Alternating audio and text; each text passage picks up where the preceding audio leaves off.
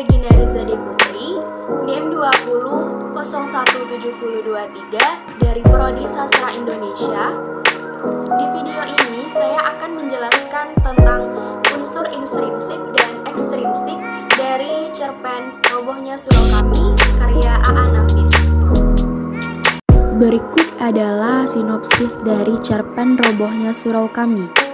Cerpen Robohnya Surau Kami ini menceritakan suatu tempat di mana ada sebuah surau tua yang nyaris ambruk. Kemudian datanglah seseorang ke sana dengan keikhlasan hatinya dan izin dari masyarakat setempat untuk menjadi garin atau penjaga surau tersebut. Dan kini surau tersebut masih tegak berdiri. Meskipun kakek atau garin dapat hidup karena sedekah orang lain, tetapi ada hal pokok yang membuatnya dapat bertahan, yaitu dia mau bekerja sebagai pengasah pisau. Dari pekerjaannya inilah dia mendapat rezeki, apakah itu berupa uang, makanan, kue-kue, atau rokok. Kehidupan kakek ini sangat monoton. Dia hanya mengasah pisau, menerima imbalan, membersihkan dan merawat surau, beribadah di surau, dan bekerja hanya untuk keperluannya sendiri. Hasil pekerjaannya itu tidak untuk orang lain, apalagi untuk anak dan istrinya yang tidak pernah terpikirkan. Suatu ketika datanglah Ajo Sidi untuk berbincang-bincang dengan penjaga surau itu. Ajo Sidi adalah seorang pembual yang datang kepada kakek penjaga surau sebelum kakek penjaga surau itu meninggal. Lalu keduanya terlibat dalam suatu perbincangan. Pada perbincangan itu Ajo Sidi mengisahkan tentang kejadian Haji Saleh di akhirat ketika dia dimasukkan ke dalam neraka. Haji Saleh tidak menerimanya karena Haji Saleh merasa dia adalah seseorang yang rajin beribadah.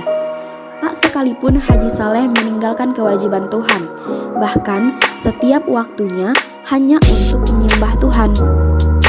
Kemudian Haji Saleh datang menuntut kepada Tuhan atas semua apa yang dia kerjakan. Ternyata apa yang dikerjakannya itu justru salah. Haji Saleh tidak seharusnya hanya mementingkan dirinya sendiri untuk beribadah dan sembahyang setiap waktunya demi masuk surga dan melupakan kewajibannya kepada anak dan istrinya, sehingga jatuh dalam kemelaratan. Itu yang membuat Haji Saleh dimasukkan ke dalam neraka. Padahal di dunia ini hidup berkaum, bersaudara, tetapi Haji Saleh tidak memedulikan mereka sedikit pun.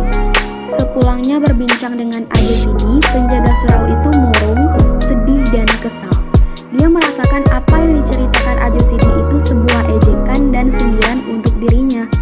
Dia memang tidak pernah mengingat anak dan istrinya, tetapi dia pun tidak pernah memikirkan hidupnya sendiri, sebab memang tak ingin kaya atau membuat rumah.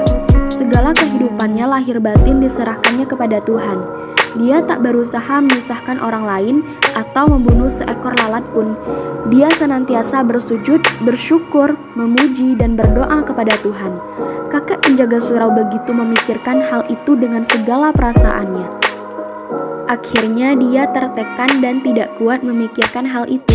Kemudian dia lebih memilih jalan pintas untuk menjemput kematiannya dengan cara menggorok lehernya dengan pisau cukur. Kematiannya sungguh mengenaskan dan mengejutkan masyarakat sekitar. Semua orang berusaha mengurus jenazahnya dan menguburkannya, kecuali satu orang saja yang tidak begitu peduli atas kematian sang kakek penjaga surau. Dialah Ajo Sidi, yang pada saat semua orang mengantar jenazah penjaga surau, dia tetap pergi bekerja. Ajo Sidi yang mengetahui kematian kakek hanya berpesan kepada istrinya untuk membelikan kain kafan 7 lapis untuk kakek. Lalu dia pergi bekerja. Seperti rumah yang ditinggal penghuninya, surau yang dulunya digunakan untuk beribadah itu kini hanya dipakai untuk sekedar bermain anak-anak. Tidak ada lagi panggilan azan, sholat berjamaah, dan lantunan ayat-ayat suci Al-Quran. Bahkan jika ada ibu-ibu yang membutuhkan kayu bakar, tak segan-segan mengambil salah satu bagian dari tiang-tiang surau yang mulai lapuk dan hampir roboh. Tak ada lagi yang mau peduli terhadap surau tempat beribadah itu. Itulah pemandangan yang bisa dilihat dari surau seorang kakek setelah dia meninggal. Selanjutnya kita masuk ke unsur intrinsik. Yang pertama, tema. Tema dari cerpen ini adalah seorang yang sibuk beribadah namun lalai dalam menafkahi keluarganya. Selanjutnya, tokoh dan penokohan. Tokoh-tokoh penting dalam cerita ini ada 4 orang, yaitu tokoh aku, Ajo Sidi, kakek, dan Haji Soleh. Penokohan. Tokoh aku berwatak selalu ingin tahu urusan orang lain. Ajo Sidi adalah orang yang suka membual. Kakek adalah orang yang egois dan lalai, mudah dipengaruhi dan mempercayai orang lain. Dan Haji Soleh yaitu orang yang mementingkan diri sendiri. Selanjutnya, alur cerpen ini adalah alur mundur karena ceritanya mengisahkan peristiwa yang telah berlalu, yaitu sebab-sebab kematian kakek Darin. Selanjutnya, latar tempat, kota, dekat pasar, di surau, dan sebagainya. Dan latar waktu, beberapa tahun yang lalu. Latar sosial digambarkan yaitu, dan di pelataran surau kiri itu akan Tuan temui seorang yang tua, biasanya duduk di sana dengan segala tingkah ketuaannya dan ketaatannya beribadah. Sudah bertahun-tahun ia sebagai garin penjaga surau itu. Selanjutnya, sudut pandang. Sudut pandang yang digunakan dalam cerpen ini adalah sudut pandang orang pertama karena menggunakan kata aku. Selanjutnya, gaya bahasa. Gaya bahasanya sulit dipahami dan gaya bahasanya juga menarik, serta pemilihan katanya pun dapat memperkaya kosakata dalam hal bidang keagamaan. Yang terakhir, amanat. Yang pertama, jangan cepat marah kalau diajak orang, jangan cepat bangga kalau berbuat baik, jangan terpesona oleh gelar dan nama besar, jangan menyia-nyiakan yang kami miliki, dan jangan egois. Selanjutnya kita masuk ke unsur ekstrinsik. Yang pertama, nilai sosial. Kita harus saling membantu jika orang lain dalam kesusahan seperti dalam cerpen tersebut, karena pada hakikatnya kita adalah makhluk sosial. Selanjutnya, nilai moral. Kita sebagai manusia hendaknya jangan saling mengejek atau menghina orang lain, tetapi harus saling menghormati.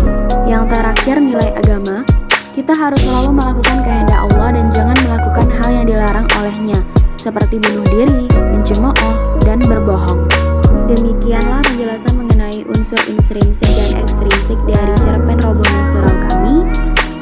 Semoga video ini bermanfaat bagi teman-teman yang menonton. Jika ada salah dan janggalnya, saya mohon maaf.